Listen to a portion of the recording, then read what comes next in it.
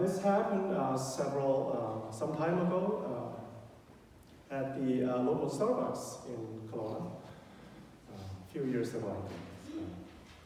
So I was there to do my work, and I was coming into the store, and then the store was really busy, and there was only one chair available, like at the back far corner of the whole store. There was one chair left, and it was just quite crowded, and so I just rushed myself over there and just put myself there, and then opened my computer and ordered my drink, and then about to do my work, and then this woman, middle-aged woman who was sitting right beside me, interrupted me, and she said, "Well, I know you. Aren't you the minister of that little church in the Mission Mall area?"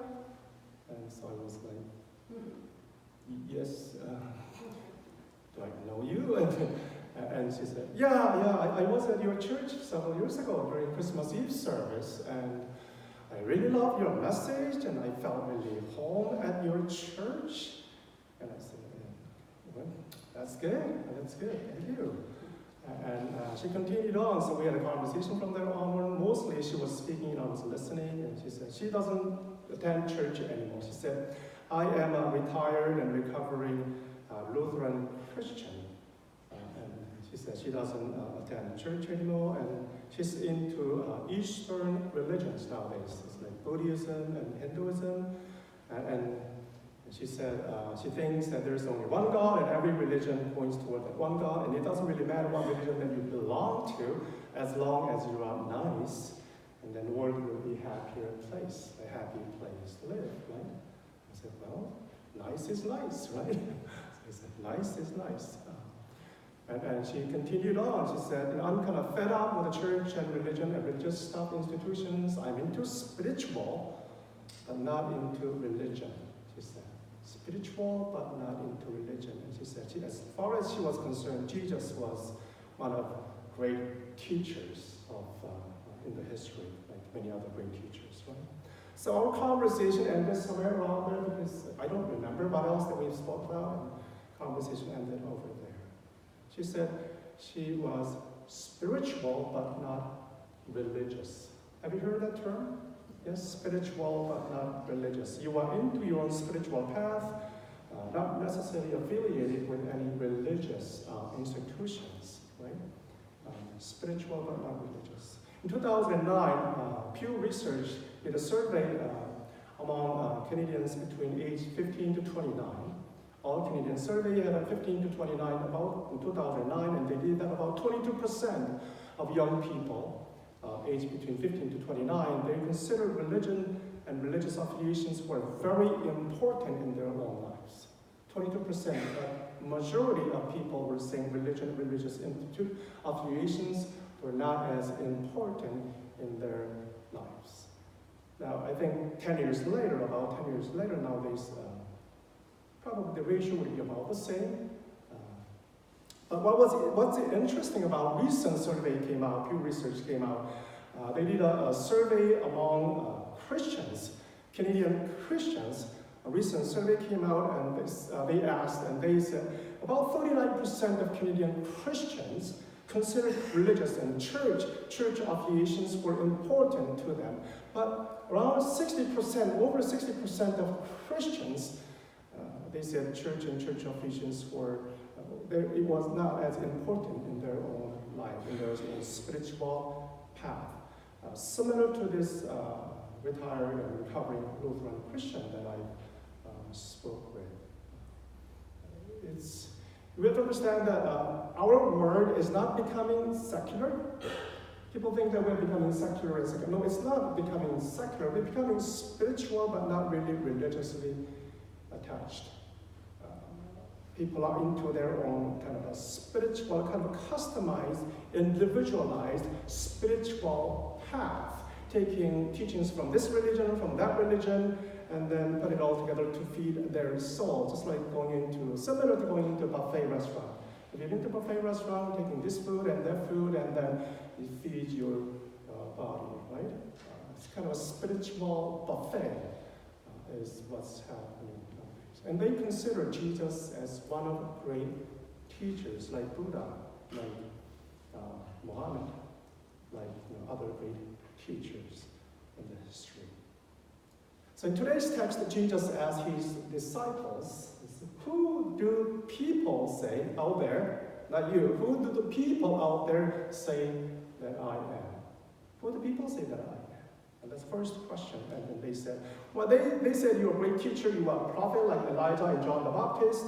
I mean, there were people followed and admired Jesus from distance as fans.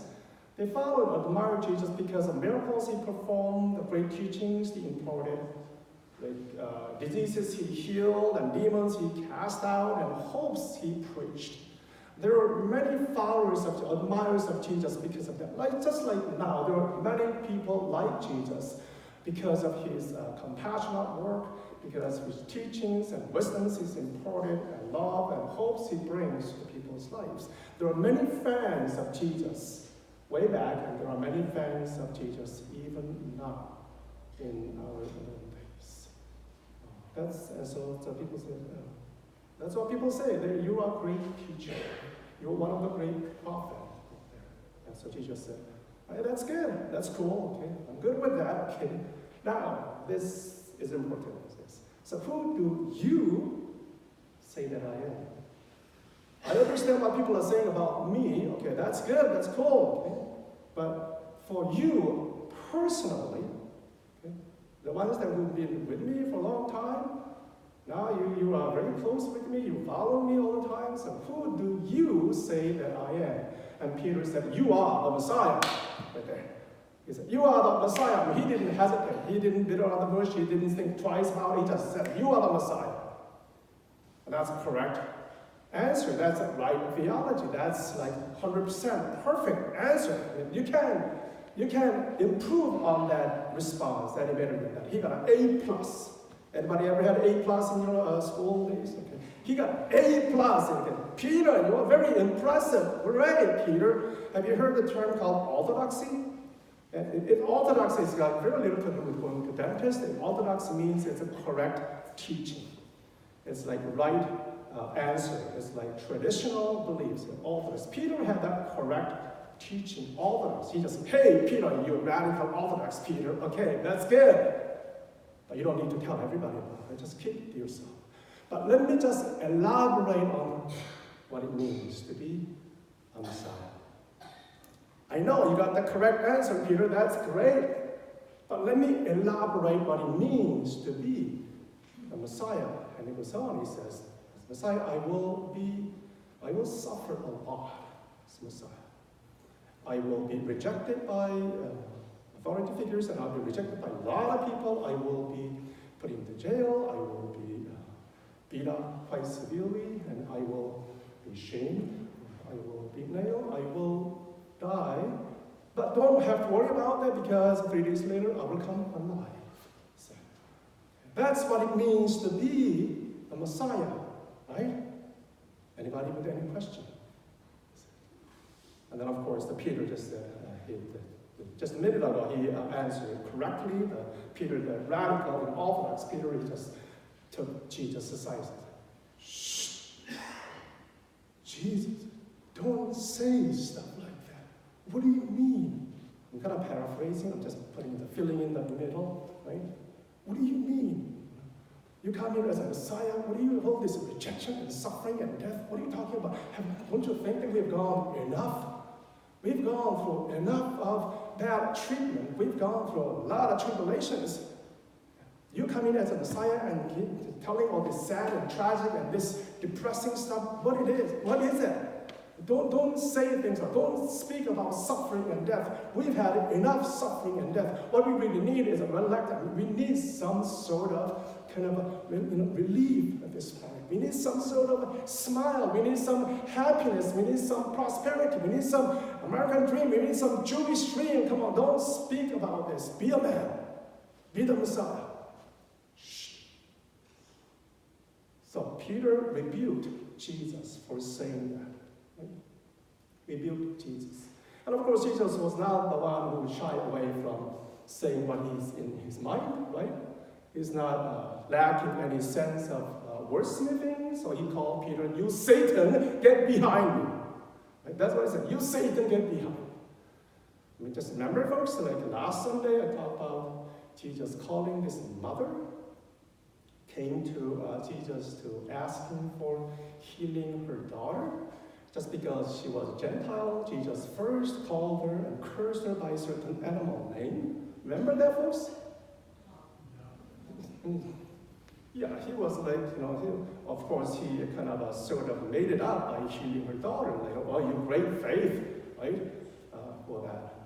Now Jesus is, he's calling one of his most, friends, and the person who had defended him, who led with him and stayed with him, followed him like close friend, who really knew Jesus, and even a minute ago he had a correct answer, like 100% radical Orthodox belief and answer. He called Peter Satan.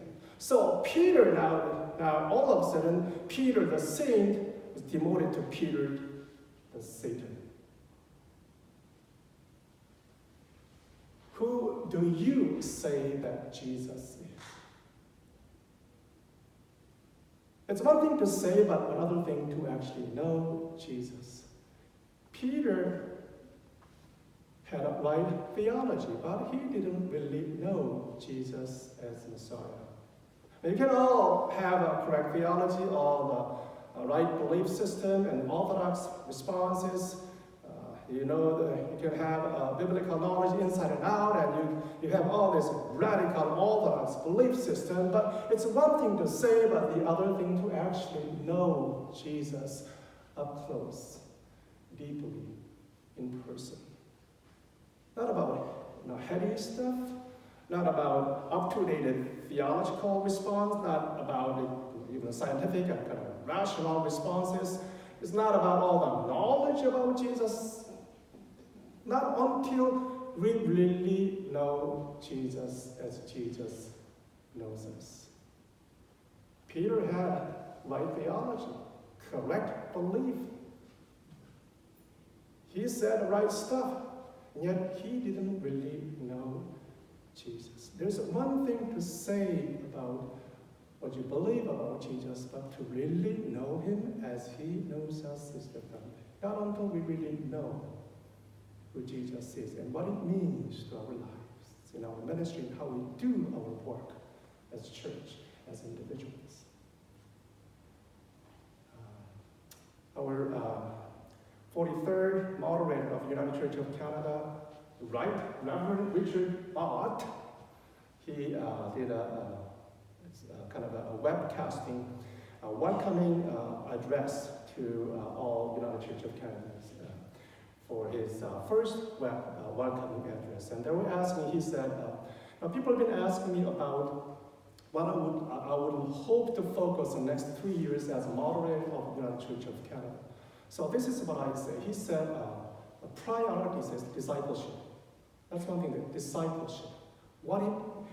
Who do we say that Jesus is as individuals, as communities of faith, and as denominations in 21st century in the United Church of Canada? And what does it mean to us?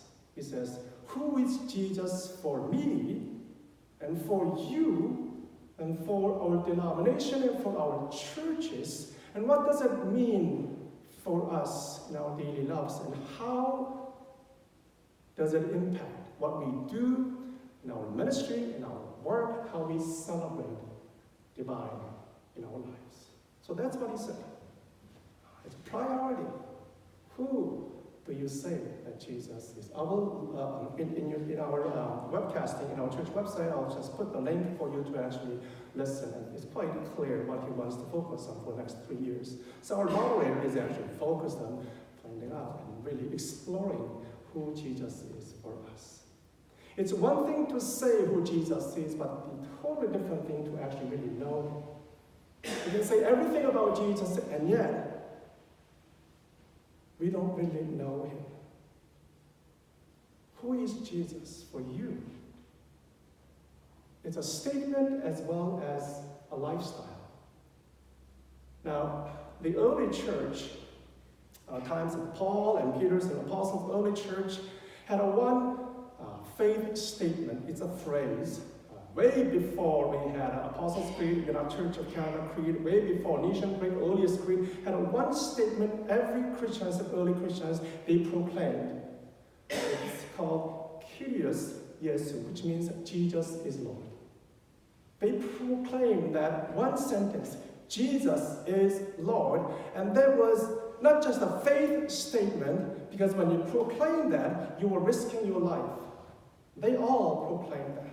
And we have to understand that in the word of Jesus and Paul and apostles and all the disciples, they were living in a cosmopolitan kind of world. There were three forces were converging into where that whole area. First of all these people were living entrenched in their Jewish background. Their history, their tradition, their religion was a Jewish background, was entrenched over them. They were embedded by Greek philosophy, Greek culture were embedded into their whole life. But under all of this, being controlled by Roman Empire, their political powers. So three forces were converging into this word that Jesus, apostles, and early disciples were living. They were very cosmopolitan. A lot of people were speaking bilingual and trilinguals, like those of us living in the 21st century. Right? There are a lot of people having bilingual and trilingual. And those people who were living in that cosmopolitan world was like pluralistic in kind of ways. They kind of appropriated pagan gods and goddesses into their own lives.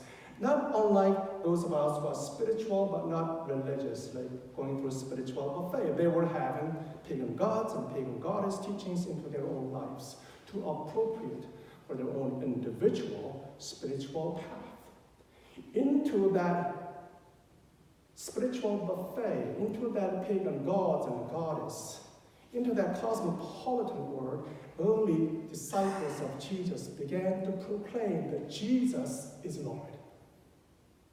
They were saying, through the life, the suffering, the death, and resurrection of Jesus Christ, God has restored God's kingdom, and through Christ Jesus, God is ushering in, God is doing kingdom project of the building to ushering in new heaven and new earth. They began to proclaim Jesus is Lord in a world of competing religious and spiritual sort of buffet in that. But what was most risking for them was Roman Empire, the threat of Roman Empire.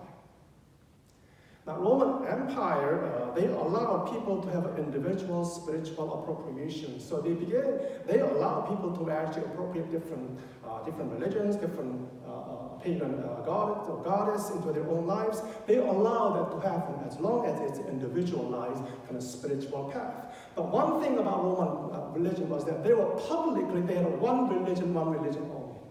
That was, as far as they were concerned, the only Lord, only God was Caesar. The cult of Roman Empire, the cult of emperor worship, was the fastest growing religion of that time. So in that whole political, it's not only political but religious, that everybody under the Roman Empire, you must give allegiance but also submit to that publicly. So to proclaim that Jesus is Lord, it's actually you are going against, you becoming a directly challenging Roman Empire, and you're considered to be the enemies of empire and to be persecuted.